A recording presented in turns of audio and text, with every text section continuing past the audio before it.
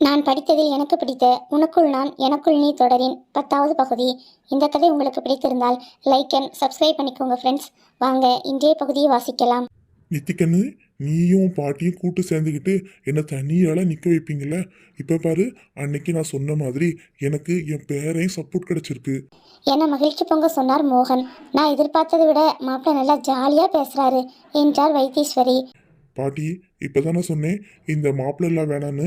உங்கள் பேரனை எப்படி கூப்பிடுங்களோ அப்படியே கூப்பிடுங்க என்று விக்ரம் இதழ் விரிய சொல்ல, சரிப்பா சரிப்பா வாய் தவறி வந்துடுச்சு என்றார் வைத்தீஸ்வரி. அப்புறம் பாட்டி, இந்த வயசுலயும் நீங்கள் இவ்வளோ இளமையாக இருக்கீங்களே, அது ரகசியம் என்ன? என்று விக்ரம் குறும்பு புன்னகையுடன் கேட்க, பாட்டி வெட்கத்துடன் சிரித்தார். நித்யாவின் நிலைதான் பரிதாபமாக இருந்தது. இவனா இப்படி பேசுகிறான் என விக்கித்து போய் நின்றாள். ஏமா, உடனே நீ வைக்கப்பட ஆரம்பிச்சிடாத.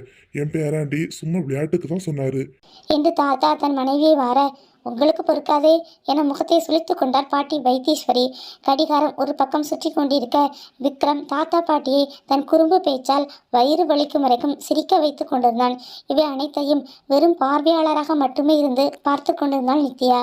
ஐயோ போதும்பா, இதுக்கு மேல முடியாது. என் பேத்தியை விட நீ ரொம்ப நல்லாவே ஜாலியா பேசுற என்று மோகன் நித்யாவை பார்த்து, வந்ததுல இருந்து உட்காந்துட்டே இருக்கேப்பா. கொஞ்ச நேரம் ரூம்ல போய் ரெஸ்ட் எடுத்துட்டு வா.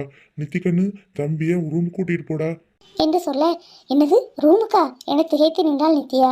என்னடா உன்கிட்ட தானே தாத்தா சொல்றாரு என்று வைத்தீஸ்வரியும் சொல்ல, சரி பாட்டி என அவள் விக்ரமை பார்க்க அவன் புருவம் உயர்த்தி அவளை பார்த்தான். வாங்க என மெல்லிய குரலில் சொல்லிவிட்டு அவள் முன்னேறி நடக்க அவனும் அவளை பின்தொடர்ந்தான். நித்யாவின் அறைக்குள் இருவரும் நுழைந்தனர். நேர்த்தியான முறையில் இருந்த அறையை ஒரு பார்வையில் சுழற்றியவன், நீங்கள் ரெஸ்ட் எடுத்துக்கோங்க என சொல்லிவிட்டு நழுவ போனவளின் கரம் பிடித்து இழுக்க அவளோ அவனது மார்பில் மோதி நின்றாள். ப்ளீஸ் ப்ளீஸ் எதுவும் பண்ணிடாதீங்க என்று அவன் மார்பை ஒட்டி அவன் கை வளைவுக்குள் நின்றிருந்தவள் கிஞ்சல் பார்வையுடன் சொன்னாள். என்ன பேபி, பக்கத்துல வந்தாலே எப்ப பார்த்தாலும் இதே டயலாகே சொல்ற என்று அவள் கன்னத்தில் விரல்களால் கோலமிட்டபடியே கேட்க, இன்னைக்கு மட்டும்தான் தாத்தா பாட்டி கூட இருக்க முடியும், நான் அவங்க கிட்ட போறேனே என்றாள். அப்படிங்கிறியா? சரி, அப்போ ஒரு கிஸ் கொடுத்துட்டு போ என்றான். என்னது என அவள் திகைக்க, முத்தம் பேபி என்றான் கண்கள் மின்ன. நானா என்று அவள் திகைப்பு புரியாமல் கேட்க, நீதான் பின்ன என்ன, பக்கத்து வீட்டு பொண்ணா எனக்கு முத்தம் தரும் என்றான் குறும்பு பார்வையுடன். அவனை முறைத்தவள், இல்லை நான் அப்படி பண்ண மாட்டேன் என அவள் திக்கி திணறி சொல்ல, அப்போ உன்னை போக விட மாட்டேன் என்று உறுதியான குரலில் சொன்னான் அவன். ஏன் என்ன இப்படி கொடுமைப்படுத்துறீங்க என்று அவள் சோகமான முகத்துடன் கேட்க, நான் எங்க பேபியை கொடுமைப்படுத்துறேன்? நீ தான் ஒரு கிஸ் கூட தராம என்ன கொடுமைப்படுத்துற என்றான் பதிலுக்கு. எனக்கு அதெல்லாம் தெரியாது என்று அவள் பாவமான முகத்துடன் சொல்ல, ஓகே, அப்போ நான் சொல்லித்தரேன், அப்படியே பண்ணு என அவள் இதழை நெருங்கி வர, இல்லை இல்லை வேணாம், நானே பண்றேன் என பதறிக்கொண்டு சொன்னாள் நித்யா. குட் என்றவன் அவள் தரப்போவதை எதிர்பார்த்து நிற்க அவளோ தயங்கியபடி நின்றாள். எவ்வளவு நேரம் பேபி வெயிட் பண்றது என்றவன் குலைவான குரலில் கேட்க, ப்ளீஸ் இன்னொரு நாள் பண்றேனே, எனக்கு ஒரு மாதிரியா இருக்கு என்றாள். நீ ரொம்ப தான் வெக்கப்படுற பேபி. சரி, உனக்காக நான் கொஞ்சம் இறங்கியே வரேன். இப்போ என் கன்னத்துல மட்டும் கொடு என்றான் கண்கள் பளிச்சிட.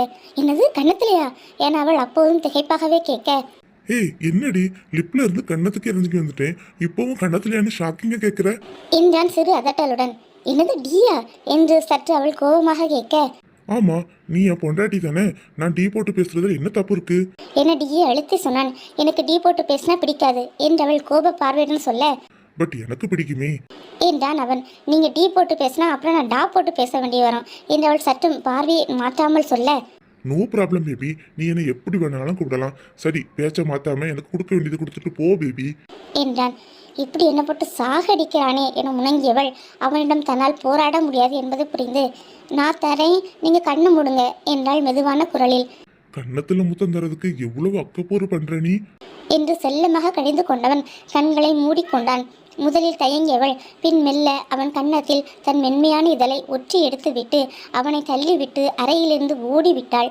அன்றைய மதிய உணவை தடபுடலாக சமைத்து உணவு மேஜை முழுக்க பரப்பி வைத்திருந்தனர். அவைகளை பார்த்து விக்ரமின் கண்களை விரிந்தது. என்ன தாத்தா இது, ஒரு ஊரையே சாப்பிட கூப்பிட்டுருக்கீங்களா என்ன என்று விக்ரம் சந்தேகமாக கேட்க, ஏன்பா அப்படி கேட்குற என்றார் மோகன்.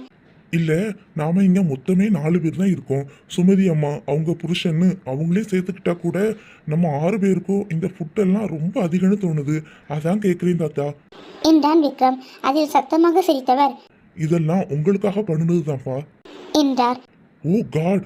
என விழிகளை விரித்தவன் நெஞ்சிலும் கை வைத்து கொண்டான். அவனின் நடவடிக்கை கண்டு தனக்குள் சிரித்து கொண்டாள் நித்யா. பின் விக்ரம் நித்யாவுடன் சேர்ந்து பாட்டியும் தாத்தாவும் அமர்ந்து சாப்பிட்டனர். வழக்கத்தை விட தாத்தா பாட்டியின் பாசத்தினால் அன்று அதிகமாகவே வயிற்றை நிரப்பியிருந்தான் விக்ரம். எனக்கு ஆஃபீஸில் முக்கியமான ஒர்க் இருக்கு தாத்தா, ஈவினிங் வந்து நான் நித்யாவை கூப்பிட்டுக்கிறேன் என்று விக்ரம் சொல்ல சம்மதமாக தலையசைத்த மோகன், நித்திமா, தம்பியை வழி அனுப்பி வச்சுட்டு வாடா என்றார். தாத்தாவின் சொல்லை தட்ட முடியாமல் அவனுடன் வாசல் வரைக்கும் வந்தாள் நித்யா. வெளியிடங்களை சுற்றி முற்றி பார்வையிட்டவனை வினோதமாக பார்த்தாள் நித்யா. என்னத்தை இப்படி சுத்தி சுத்தி பார்க்கறான் என்று அவள் மனதில் நினைத்தது அவனுக்கு கேட்டது போல். யாராச்சும் இருக்காங்களான்னு பார்த்தேன் பேபி என்றவனை விழிவிரியே பார்த்தாள் நித்யா. பார்த்து பேபி, கண்ணு ரெண்டும் வெளியில வந்து விழுந்துட போகுது என நகைத்தவன் அவள் இடையை பிடித்து தன் பக்கம் இழுத்தான். என்ன பண்றீங்க? இது வீடும் இல்லை, பெட்ரூமும் இல்லை, வெட்ட வெளியில நிற்கிறோம், யாராவது பார்த்தா அசிங்கமாயிடும் என்று அவள் சுற்றி முற்றி பார்த்து கொண்டே அவன் பிடியிலிருந்து விலக முயல. சுத்தியும் யாரும் இல்லை பேபி, நோ டென்ஷன் என அவள் முகத்தை பார்த்தவரே சொன்னான். இருந்தாலும் நீங்க ரொம்ப தான் ஓவரா போறீங்க என அவனிடம் இருந்து பிரிந்தவள், தயவு செஞ்சு கிளம்புங்க என அவன் முகம் பார்க்காமலேயே வெடுக்கென்று சொன்னாள். ஏன் பேபி விரட்டுற? என்ன விரட்டுறதுல அவ்வளோ சந்தோஷமா உனக்கு என்று சொன்ன அவன் குரலில் ஒரு தொய்வு இருந்தது. அதை கண்டு கொள்ளாதவள் போல் அவள் முகத்தை திருப்பிக் கொண்டு நின்றாள். ஓகே பேபி, ஒரு பாயாச்சும் சொல்லு என்று அவன் ஏக்கமான குரலில் கேட்க, அப்போதும் அவள் அவன் பக்கம் திரும்பவில்லை. அதனை நெற்றி சுருங்க பார்த்தவனின் இதழோரத்தில் சிறு புன்னகை அரும்பியது. அதே புன்னகையுடன் திரும்பி ஓரடி எடுத்து வைத்தவன் கால் தடுமாறி விழப்போன நேரம், ஐயோ பார்த்துங்க என அவனது கரத்தை பிடித்தாள் நித்யா. இப்போது அவனது இதழ் அழகாக இன்னும் விரிந்தது. பார்த்து போகக்கூடாதா என்று அக்கறையாக கேட்டவள், இங்கே வாங்க உட்காருங்க என அவனை அங்கிருந்த கல் பெஞ்சில் அமர வைத்துவிட்டு, ஒரு நிமிஷம் இதோ வந்துடுறேன் என வீட்டினுள் ஓடினாள். சில நிமிடத்தில் கையில் தண்ணீர் டம்ளரோடு வந்தவள், குடிங்க என்று அவனிடம் நீட்டியபடி சொன்னான். அவன் புருவம் உயர்த்தி பார்க்க அவளோ, வெளியே போகும்போது கால் தட்டுக்குனா அப்படியே போயிடக்கூடாது, உட்கார்ந்து தண்ணி வாங்கி குடிச்சிட்டு தான் போகணும் என அவள் விளக்கம் தர மறுக்காமல் தண்ணீரை வாங்கி பருகினான் அவன். இப்போ போயிட்டு வாங்க என்று அவள் சொல்ல சிறு புன்னகையுடன் எழுந்தவன் தன் காரினுள் அமர்ந்து வண்டியை உயிர்ப்பித்தான். அவன் ஜன்னல் கண்ணாடியை இறக்கி அவளை பார்க்க இதழில் புன்னகை பூக்க பாய் என கையை சேர்த்தாள் நித்யா. அவளை பார்த்தவாறே வண்டியை ரிவர்ஸில் எடுத்தவன் விழிகளை அவளை நிரப்பிக் கொண்டு அங்கிருந்து கிளம்பியிருந்தான். அவனது கார் மறையும் வரைக்கும் பார்த்து கொண்டிருந்தவளுக்கு அவன் இன்று தன்னிடம் நடந்து கொண்டது நினைவு வரவே இதழில் புன்னகை மலர்ந்தது. அதே புன்னகையுடன் தன் தாத்தா பாட்டியை காண சென்றாள். விக்ரம் வரும் வரை தன் பாட்டி தாத்தாவோட தான் அவளுக்கு நேரங்கள் கடந்தது. நித்திகனு, விக்ரம் தம்பி ஒன்றும் சந்தோஷமாக தானே வச்சிருக்காரு, நீங்கள் ரெண்டு பேரும் ஒத்துமையாக சந்தோஷமாக தான் இருக்கீங்க என்று தன் பேத்தி தன் வாழ்க்கையை வாழ ஆரம்பிச்சிட்டாளா என்பதை தெரிந்து கொள்ளும் நோக்கில் மறைமுகமாக கேட்டார் வைத்தீஸ்வரி பாட்டி. பாட்டி கேட்டதின் அர்த்தம் புரிந்து கொண்ட நித்யாவிற்கு இரவு நடந்த நிகழ்வுகள் நினைவில் வந்து வெட்கத்தில் கண்கள் சிவந்தது. அதனை கண்டு பூரித்து போன பாட்டி, என் ராசாத்தி, எனக்கு இது போதுண்டி கண்ணு என அவளை உச்சி முகர்ந்தவர், சீக்கிரமே என் கொள்ளு பேரனையோ பேத்தியையோ பார்க்க போறேன்னு உன்னோட இந்த சிவந்த முகமே சொல்லிடுச்சு என சந்தோஷத்தில் ஆர்ப்பரித்தார். பாட்டின் கடைசி சொல்லில் நித்யாவின் முகம் மாறியது. குழந்தைய வச்சு இங்கேயே டேரா போட்டுடுவியே என்று அவன் சொல்லிய வார்த்தைகள் சிந்தனையில் வந்து அவளது முகம் விளிரியது. நித்யாவின் முகமாற்றத்தைக் கண்டு, என்னடா கண்ணு என்று கேட்டார் பாட்டி. ஒன்றும் இல்லை பாட்டி என வரவழைக்கப்பட்ட புன்னகையுடன் சமாளித்துவிட்டு அவருடன் பேச்சை தொடர்ந்தாள். மாலை 6 மணிக்கெல்லாம் நித்யாவை அழைத்து செல்வதற்காக அவள் வீடு வந்து சேர்ந்திருந்தான் விக்ரம். அங்கே சிறிய பாசமலர் படமே ஓடிக்கொண்டிருந்தது. தன் பாட்டி தாத்தாவை பிரிந்து வந்த துயரத்தில் கண்ணீர் கன்னத்தில் வடிய விக்ரமுடன் புகுந்த வீட்டை நோக்கி பயணித்து கொண்டிருந்தான் நித்யா. சிறிது நேரம் அவளின் அழுகையை கண்டுகொள்ளாமல் வந்தவன், இப்போ ஏன் பேபி நிறுத்தாம அழுதுட்டு வர? 6 மாசத்துக்கு அப்புறம் நீ உன் பாட்டி தாத்தா கிட்ட தானே திரும்ப போக போற. உனக்கு அவங்கள பிரிஞ்சிருக்க விருப்பம் இல்லைன்னா இன்னொரு கல்யாணம் பண்ணிக்காம அவங்க கூடவே இருந்துடு என்று அவன் சொன்னதில் அவளுக்கு கோபம் தலைக்கேறியது. எதுக்காக இப்படி மனசாட்சி இல்லாமல் நடந்துக்கிறீங்க?